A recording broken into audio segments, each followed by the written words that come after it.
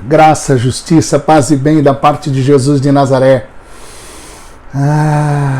Deus abençoe vocês. Salve, camaradas do reino de Deus, no reino de Deus.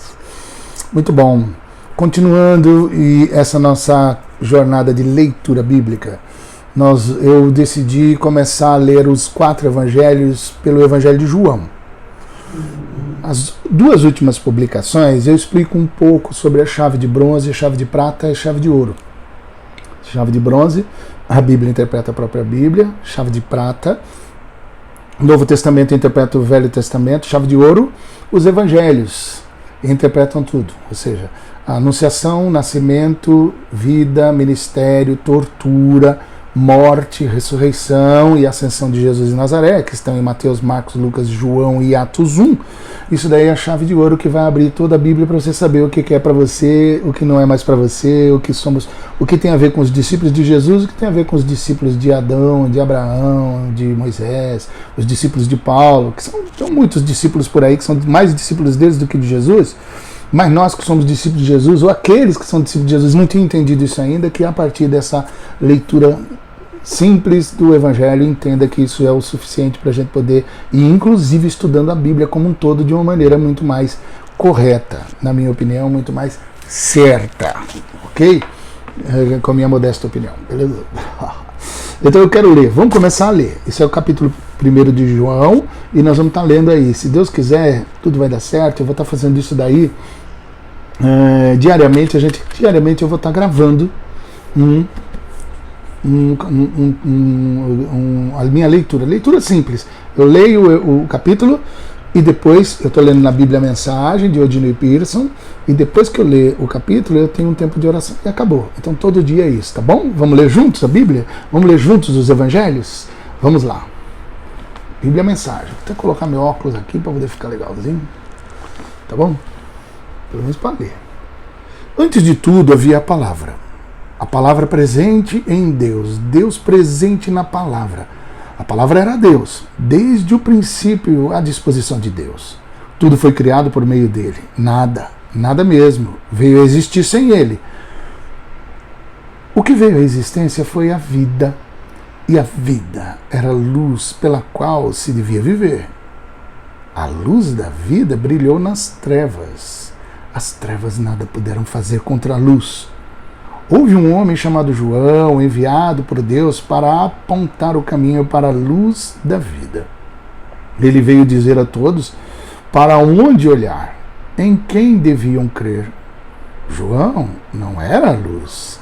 Ele estava ali para mostrar o caminho da luz. A luz da vida era verdadeira. Cada pessoa que entra na vida é conduzida à luz. Ele estava no mundo, e o mundo existe por causa dele. Mesmo assim, o mundo não o acolheu. Ele veio para o seu povo, mas eles não o quiseram. Mas houve os que o quiseram de verdade, que acreditaram que ele era o que afirmava ser, e que fez o que disse ter feito. Ele fez deles seu povo, os filhos de Deus. Filhos nascidos de Deus, não nascidos do sangue, não nascidos da carne, não nascidos do sexo. A palavra tornou-se carne e sangue e veio viver perto de nós. Nós vimos a glória com nossos olhos, uma glória única. O Filho é como o Pai, sempre generoso, autêntico do início ao fim. João apontou para ele e disse: este é o Messias que eu afirmei que viria depois de mim. Mas de fato é superior a mim. Ele sempre foi maior que eu, sempre teve a primeira palavra. Todos sempre vivemos de sua generosidade, recebendo dádivas uma após a outra. O essencial veio por meio de Moisés. Foi então que chegou esse exuberante dar e receber, esse conhecer e entender sem fim.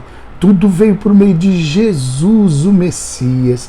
Ninguém jamais viu Deus, no máximo fora um vislumbre, somente um vislumbre, tão somente um vislumbre. Foi então que essa expressão única de Deus, que existe no próprio coração do Pai se revelou com a clareza do dia. Os judeus de Jerusalém enviaram um grupo de sacerdotes e oficiais para perguntar a João quem ele era. E João foi honesto com eles, não disfarçou e contou a verdade. Eu não sou o Messias. Então, bom, deixa pra lá. Eles o pressionaram. Quem é você, então? Elias? Não sou. O profeta? Não.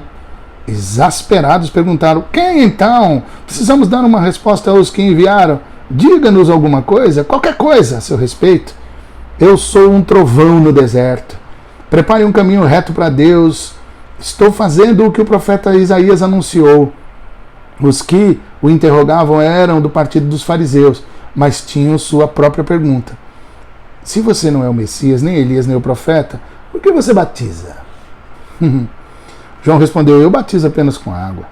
Uma pessoa que vocês não conhecem já está entre nós. Ele vem depois de mim, mas é muito mais importante. Na verdade, não sou digno nem de carregar a sua mala. Sua conversa aconteceu em Betânia, do outro lado do Jordão, onde João estava batizando. No dia seguinte, João viu Jesus vindo em sua direção e exclamou, aqui está ele, o Cordeiro Pascal de Deus. Ele perdoa os pecados do mundo. Este é o homem de quem falei, aquele que viria depois de mim, mas de fato é superior a mim. Eu não sabia nada a respeito dele, só sabia que minha missão era deixar Israel preparado para recebê-lo como o homem que veio nos mostrar Deus. É por isso que vim, batizando com água, dando um bom banho em vocês e limpando os pecados de cada um, para que pudessem ter um novo começo em Deus. João fortaleceu seu testemunho dizendo, vi o Espírito como uma pomba voando pelo céu, fazendo dele sua morada. Repito, não sei nada a respeito dele a não ser isto.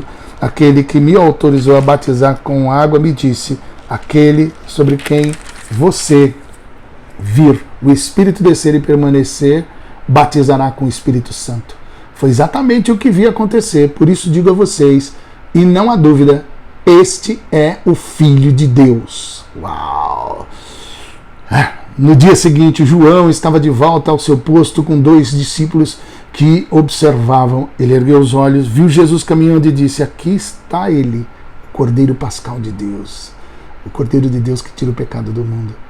Os 2 discípulos, ouvindo isso, passaram a seguir Jesus. Ele olhou para trás e perguntou, o que procuram? Eles disseram, Rabi, que quer dizer mestre.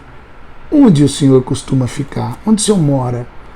Ele respondeu, venham e vejam vocês mesmos. Eles foram, viram onde Jesus estava vivendo e ficaram ali o resto do dia, pois já estava anoitecendo. André, irmão de Simão Pedro, era um dos 2 que ouviram o testemunho de João e que haviam começado a seguir Jesus. A primeira coisa que ele fez, depois de descobrir onde Jesus vivia, foi procurar seu irmão Simão e dizer, encontramos o Messias, isto é, o Cristo. Ele imediatamente o levou a Jesus. Jesus olhou para ele e disse, você é Simão, filho de João? De agora em diante seu nome será Cefas, ou Pedro, que significa pedra. No dia seguinte, Jesus decidiu ir para Galiléia. Ao chegar, encontrou Filipe e disse, venha, siga-me. Filipe era de Betsaída, a mesma cidade de André e Pedro. Filipe foi com ele. Mais adiante encontrou Natanael e disse, encontramos aquele a respeito de quem Moisés escreveu na lei, aquele anunciado pelos profetas. É Jesus, filho de José. Ele veio de Nazaré. Natanael perguntou, Nazaré? Você está brincando? Não é possível. Poderá haver alguma coisa boa de Nazaré? Mas Filipe insistiu, venha, veja você mesmo. Quando Jesus viu Natanael se aproximar, disse, aí está um autêntico israelita em quem não há falsidade. Natanael estranhou, de onde você tirou essa ideia? Você me conhece de onde? Jesus respondeu, um dia, bem antes de Filipe ir chamá-lo, vi você debaixo de uma figueira. Eita, lelê. Esse eita, lelê não está no texto.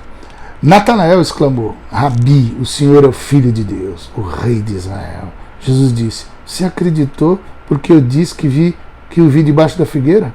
Você ainda não viu nada. Antes que essa história acabe, você verá os céus abertos e os anjos de Deus descendo e subindo sobre o Filho do Homem. Uau, fantástico. João 1, pronto. Foi aí o primeiro capítulo de João. E nós vamos estar lendo os evangelhos juntos, tá bom? Para você acompanhar. Estou lendo na Bíblia Mensagem e agora eu quero orar com você. Senhor, muito obrigado pela palavra do Senhor. Muito obrigado pelo evangelho. Muito obrigado por esse texto do capítulo 1 de João. Eu peço ao Senhor que seja o nosso alimento, o alimento agora para todos nós agora, e que a simples leitura do evangelho possa provocar em mim e no meu irmão e na minha irmã que está ouvindo isso agora, vendo isso agora, algo que só o Espírito do Senhor pode provocar, pode produzir, pode fazer brotar. É assim que eu peço por mim, pelos meus irmãos. E que seja a bênção do Senhor sobre você, sobre sua sagrada família. Em nome de Jesus. Amém. Beijo, Bento.